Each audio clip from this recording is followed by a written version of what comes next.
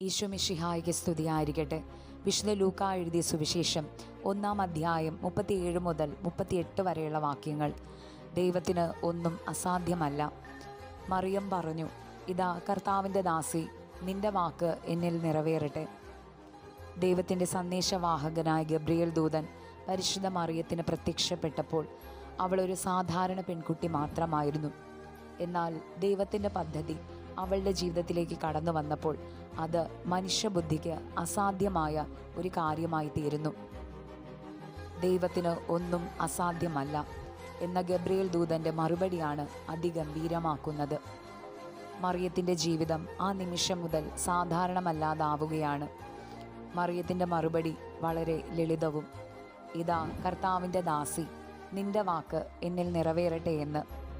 ദൈവത്തിലുള്ള മറിയത്തിൻ്റെ പൂർണ്ണമായ വിശ്വാസം. നമ്മുടെ ജീവിതത്തിൽ ദൈവത്തിൻ്റെ പദ്ധതി ചിലപ്പോൾ മനസ്സിലാക്കാൻ സാധിക്കാതെ വരുന്ന സാഹചര്യങ്ങൾ ഏറെ ഉണ്ടാകാം. എന്നാൽ ദൈവം അസാധ്യത്തെ സാധ്യമാക്കുന്നവൻ എന്നോർത്താൽ നമ്മുടെ സംശയങ്ങൾക്കുള്ള ഉത്തരം ലഭിക്കുകയാണ്. മറിയം ചെയ്തതുപോലെ നമ്മുടെയും ജീവിതത്തിൽ ദൈവത്തിൻ്റെ വാക്കുകൾക്ക് മുൻപിൽ ഒരു ചെറിയ യെസ്, അതെ എന്ന് പറഞ്ഞാൽ മതി.